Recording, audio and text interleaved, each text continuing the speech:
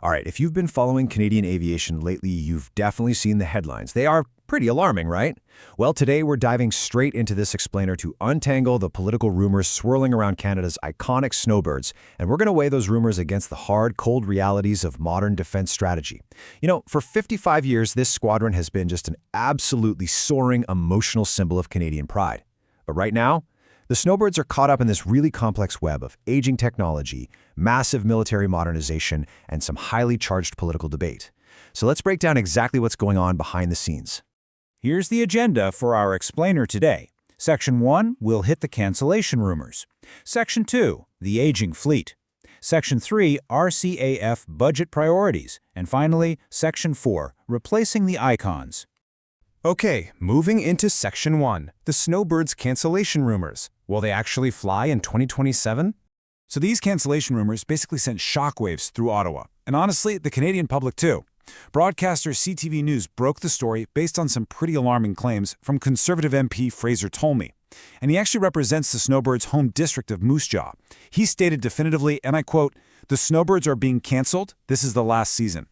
As you can imagine, that sparked deep concern among citizens who view the 431st Air Demonstration Squadron as a total national treasure. Now, this really exposes a sharp political divide over defense funding. On one hand, you have the conservative opposition claiming the jets are going to be grounded after 2026. But on the flip side, Liberal Defense Minister David McGuinty pushed back hard with a firm guarantee, saying Canadians will see the Snowbirds fly for generations to come. Look, we aren't here to take political sides. The reality is, these competing narratives are ultimately colliding with an undeniable, purely physical problem: the aircraft themselves. Which brings us to Section 2, Aging Tutors and Maintenance Woes. To really grasp the logistics here, just let this staggering number sink in for a second. 60. That's the age of the 21 single-engine CT-14 Tudor jets currently flown by the Snowbirds.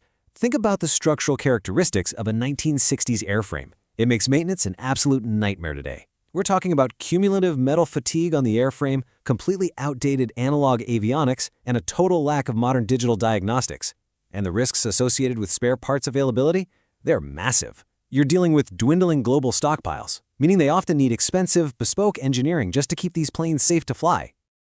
Honestly, maintaining a 55-year-old aerobatic legacy on such a severely aged platform places heavy limits on the squadron's performance schedule.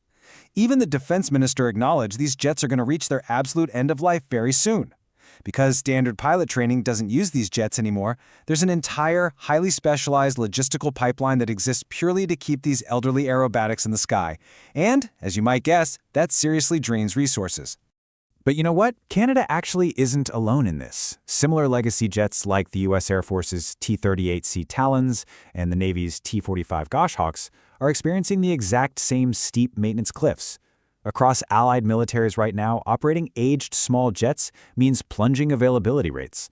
Old aircraft just spend way more time torn apart in the hangar and less time in the air, which drives up the cost per flight hour to basically unsustainable levels. Let's shift gears to Section 3, RCAF modernization budget priorities. To really understand the Snowbirds' future, we have to zoom out and look at the Royal Canadian Air Force's massive, once-in-a-generation military overhaul. Facing some serious geopolitical pressure from Washington, Ottawa is aggressively boosting military spending. They're aiming to hit a new target of 5% of its GDP on defense by 2035. Now, this is a massive fiscal surge for sure, but it is strictly earmarked for modernizing combat forces that have honestly struggled to remain relevant. When you break down the recapitalization efforts, it reveals the immense financial pressure on the department. The RCF is literally overhauling everything, acquiring frontline tactical fighters, getting new aerial refuelers, expanding radar networks, and replacing its entire trainer fleet. We're talking tens of billions allocated to vital combat systems. So replacing the Snowbirds platform means they have to compete directly in these procurement pipelines against critical frontline defense assets. It's a really harsh equation, prioritizing urgent combat readiness versus preserving a beloved aviation heritage. And that leads us to Section 4, replacing the iconic fleet. So what does a fleet transition actually look like in practice?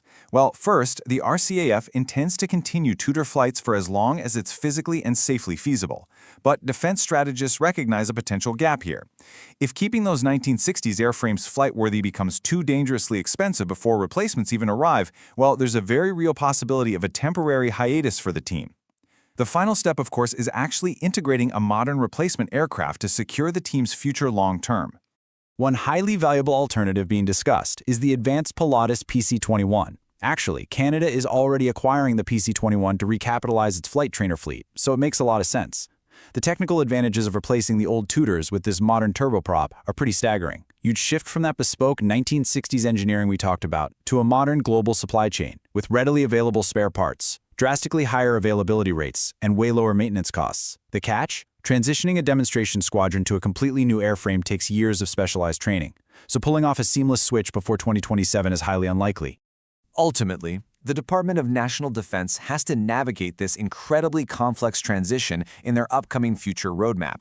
They are tasked with the massive responsibility of ensuring the entire Royal Canadian Air Force is funded, modernized, and ready for the 21st century, all while trying not to ground a 55-year-old emotional and patriotic symbol that Canadians love. It's just a fascinating logistical puzzle where patriotism meets procurement. I mean, how do you balance preserving a beloved cultural heritage with the urgent realities of modern combat readiness?